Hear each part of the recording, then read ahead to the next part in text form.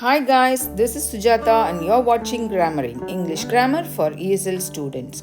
In today's class, we are going to discuss how to use how much when you are talking about money and cost. Money is an example of a non-countable noun. So, when talking about money and cost, you will need to use the phrase how much. How much is used when we want to know the price of something. Example, how much does the pencil cost? The pencil costs 10 rupees. How much does the car cost? The car costs 6 lakhs rupees.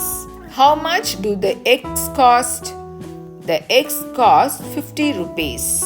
How much can also be used with the verb to be to ask about a price. Example, how much is the bottle of milk?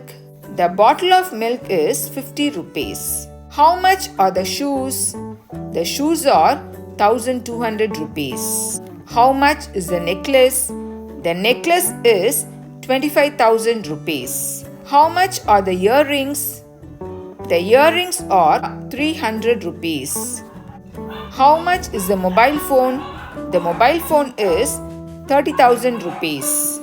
In this question, we have used does as a helping verb, but here we have used do. Can you guess why we have used does and do in these sentences?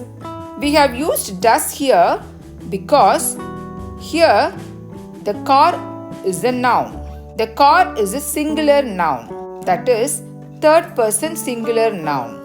When the noun is third person singular position, we have to use the helping verb does. Look at the answer here. The car costs 6 lakhs rupees. Here we have added yes with the verb cost. Why we have added yes here? Because the car is a third person singular subject.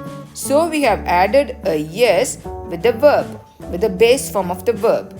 Look at this question. How much do the eggs cost? Here we have used do.